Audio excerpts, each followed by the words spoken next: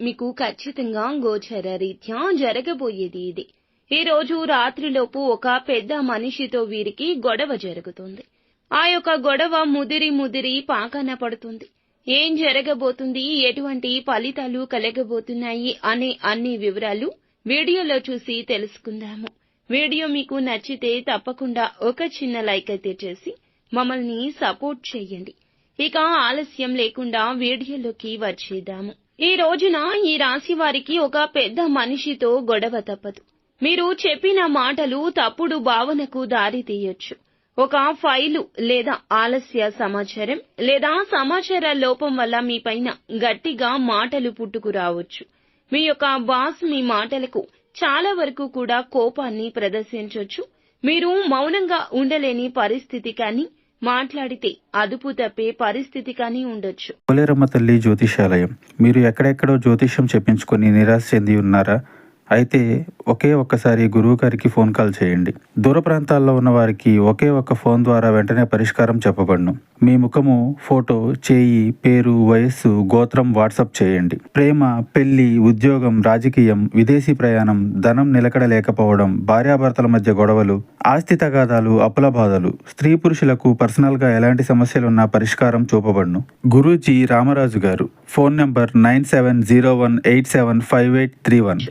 ఇక హఠాత్తుగా ఇంట్లో పెద్దవారితో అభిప్రాయ భేదాలు రావచ్చు. పాత విషయాన్ని తీసుకొచ్చి ఒక పెద్ద మనిషి మీ మీద అసంతృప్తి రగల్చొచ్చు. మౌనంగా మీరు ఉంటే అలసత్వం చూపినట్లవుతుంది. ఇది గొడవకు దారి తీయొచ్చు. మీ వాక్యాన్ని తప్పుగా అర్థం చేసుకున్న వ్యక్తి జనం ముందే గట్టిగా తిడితే మీ ఆత్మ గౌరవానికి గాయం కలగొచ్చు. మీకు తెలిసిన ఒక పెద్ద సామాజిక స్థాయి వ్యక్తితో ఫోన్ కాల్ లేదా మెసేజ్ ద్వారా అపార్థం కూడా తలెత్తొచ్చు. ఇక శత్రుగ్రహంగా ఉన్నటువంటి కుజుడు మిష్ట స్థితిలో ఉండడం వల్ల మీ మాటలపై నియంత్రణ కోల్పోతారు. మీరు అంతగా తప్పు చేయకపోయినా సరే దోషం మీకే అనిపించేలా వాతావరణం ఉంటుంది. కొంతకాలంగా సహించుకుంటూ వచ్చిన ఒక సమస్య ఈ రోజున బలంగా బహిరంగమయ్యే ఈ గ్రహ ప్రభావం మీకు చూపిస్తుంది. అలాగే ఇక పరువు నష్టము, ఇతరుల ముందు మీ మాట తక్కువ అవుతుంది. ఈ రోజు ఆర్థిక సమస్యలు మీపై అనుచితంగా నిందను మోపితే ఉద్యోగ భద్రత, ఆదాయ మార్గం భద్రతకు ముప్పు కలగవచ్చు. సంబంధాలు విరోధం కావచ్చు. పెద్దవారి మనసు విరగడం వల్ల కుటుంబ శాంతిని కోల్పోవచ్చు. ఈ రోజు ఖచ్చితంగా తప్పులో ఉండకపోయినా సరే ఎదుటి వారికి తప్పుగానే కనిపిస్తుంది. మాట్లాడొద్దు. సమాధానం చెప్పే ముందు ఖచ్చితంగా ఆలోచించి చెప్పండి. 10 క్షణాలు ఆగండి. పరిష్కారం దక్కాలంటే మౌనం ఒక్కటే ఆయుధం. సోషల్ మీడియా మెసేజ్ల్లో స్పందించేటప్పుడు 1కి 2-3 సార్లు ఖచ్చితంగా చదివి దానికి రిప్లై ఇవ్వండి.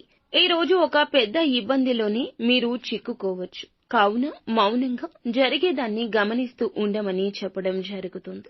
నిత్యం శివారాధన తప్పనిసరిగా చేసుకోండి. ఓం అంగారకాయ నమః అనే మంత్రాన్ని 27 సార్లు జపించండి.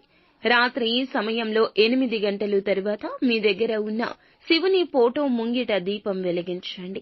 ఈ రోజున పసుపు రంగు దుస్తులు ధరించడం మీకు అన్ని విధాలా క్షేమకరము, లాభదాయకము. అలాగే వృద్ధులు లేదా పెద్దవారి దగ్గర ఈ రోజున మీకు చిన్న సహాయం అందొచ్చు. ఈ రోజు రాత్రి 7:30 నుండి 9 గంటల మధ్య ఒక గొడవ జరిగే అవకాశం ఉంటుంది. కావున ఈ విషయంలో ఒంటరిగా ఉండడం, మౌనంగా ఉండడం, పూజ లేదా ధ్యానం చేసుకోవడం, భగవంతునికి దగ్గరగా ఉండడం ఎంతో ఉత్తమం.